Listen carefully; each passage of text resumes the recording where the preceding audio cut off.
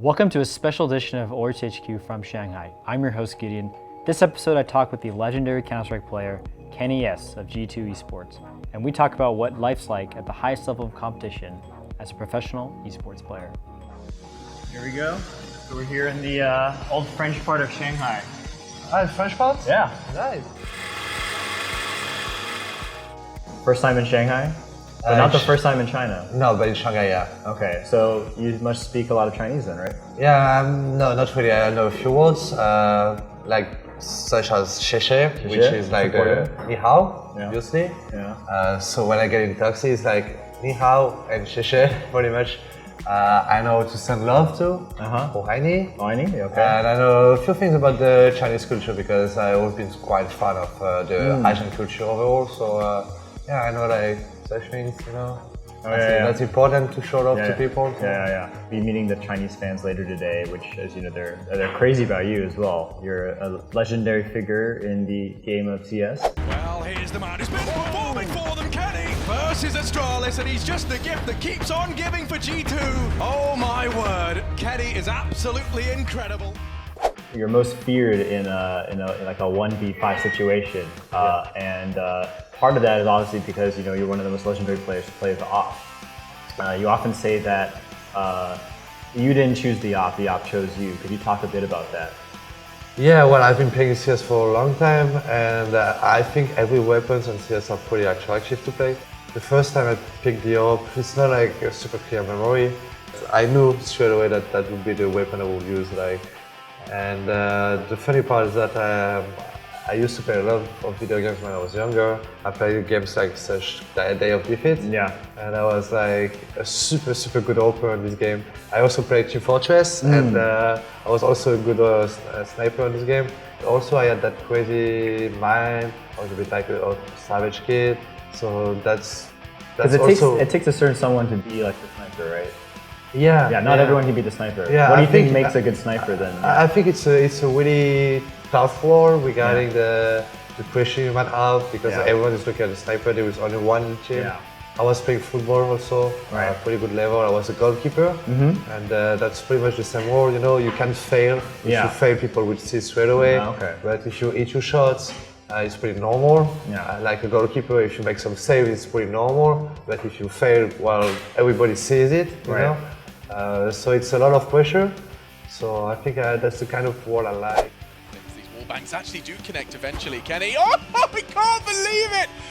Oh my God! 4 times the charm, a bullet through the wall and 2 bodies. But then in 2015, Valve does the off nerf, right? And you already had to relearn muscle memory once from the transition to CS:GO, and then now you have to do it again. How do you handle that? Well, I was pretty frustrated because I pretty much felt like they nerfed the AWP because of me. It was basically your fault. That's yeah, why they well, pretty much everyone says that, pretty much thinks that. I think that too, to be honest. Well, I remember it took time. I remember I used to move a lot with the scope, you know? Yeah. And I was picking and shooting in the wall because, as you said, it's a lot about muscle memory, right? Yeah. So yeah, I was super uncomfortable. It took me a few months to adapt to it. I mean, I kind of understand the nerf, even though once again I was frustrated because I felt like it was just because of me. Yeah. But at the same time, you literally are the reason why this game that millions of people play got changed. Right, that's pretty cool, right? That's super cool. Yeah, that's super cool. That's super cool. When you see it that way, that's super cool. I agree with that. So, in 2017, you joined G2, and talk a bit about what your career has been like. Now you're 24, very young for most people, but you're actually approaching the midpoint of a professional esports player, right? Back in 2017, we actually created the infamous called Super Team. So we had a lot of high expectation about it, like people too, I guess. And we won a couple of interesting tournaments, such as like ESL Porting, German Malmö. They were like big tournaments, but people and ourselves were expecting a bit more, because we had a super competitive team. But 2017 was also the kind of period where you just can't create a team and grant it straight away because the meta was already like, and the level was already super high. I mean, the level overall has been super high in CSGO every time, probably higher than any other games because it requires a lot of things, a lot of work. So every tournament we won, even though like I might have gotten like some MVPs and like dropping some good performances, you can see that we were all pretty homogeneous and we were playing good as a team. Yeah. If you don't play good as a team, you're not gonna win. So yeah, that was the tough part for us to actually be having that chemistry that connect us and make us play super good CS. Yeah. It happened, and when it happened, we won tournaments, but it was a bit too rare. That's why we didn't succeed like we actually wanted to succeed. Yeah, afterwards we made some changes, and that's where it actually started being like super weird for us. I don't regret any choices because the choices we made was also a part of the super body I had last year. But in the other end, I'm super happy having like such a bad experience last year because it made everyone grow up. I think Makes you stronger. makes you super stronger. Yeah. And now that we are coming back to the top, I enjoy so much more. Yeah. Like, I swear to God. So I'm so happy that 2018 has been so bad because you actually learn more from bad experiences than good ones, you know? Yeah. I mean, nowadays, I'm a really different player. I might not be at my best yet, but I know that I'm a more complete player and I'm having more fun playing CS.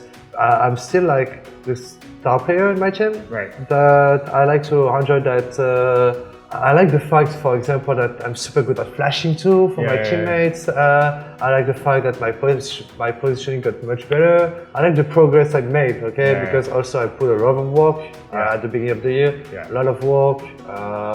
I felt happy in my life and stuff, so You're more balanced now, is what you say. exactly. Okay. And that's the kind of things I've been talking about to everyone, my girlfriend, and like balance is everything. But if you were 4 years old or 6 years old today, Yeah. would you still be playing CS, you think? Or do you think you'd be trying something else? I think it depends on the context because back then the context was my brother playing every video games, so I was also playing every kind of video games.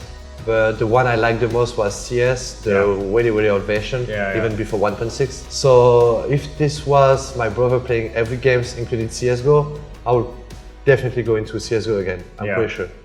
So in a second, we're gonna go to the ChinaJoy and we're gonna go meet some Chinese fans. And I actually started playing CS when I was 9 years old, so you had a bit of a head start on me, but I'm looking forward to taking on one-on-one. If I can get one shot in, I'll be happy. That's probably your best shot to be honest, because it's my break, it's a peer break, and I haven't played CS for a few days now. So yeah, it's pretty much your shot to actually maybe win 5 rounds. Okay, that sounds good. All right, let's head to the convention then. Yes. All right. You know, like CSGO it's always gonna be one of the biggest part of my life. Anyway, even when I would quit it. So I wanted like something that shows CSGO. That doesn't like show too much. And I think the scope is actually the best for me.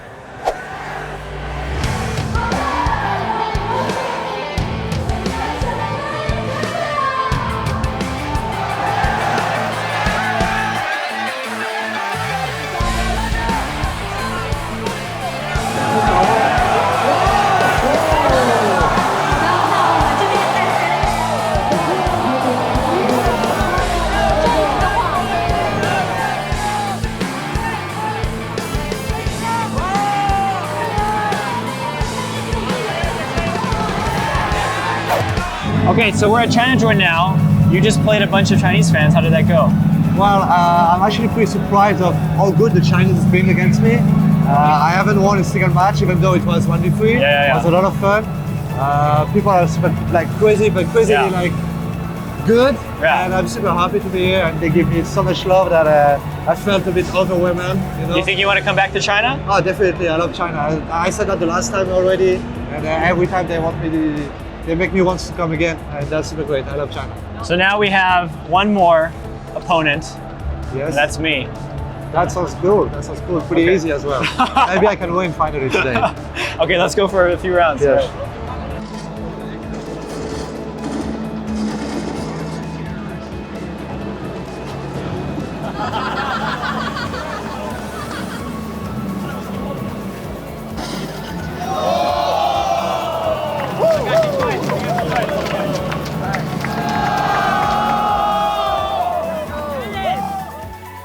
So thanks to the Chinese fan, thanks to AORUS for taking care of me and my girlfriend as well. Yeah. This was really a great experience for us, and yeah, 谢谢.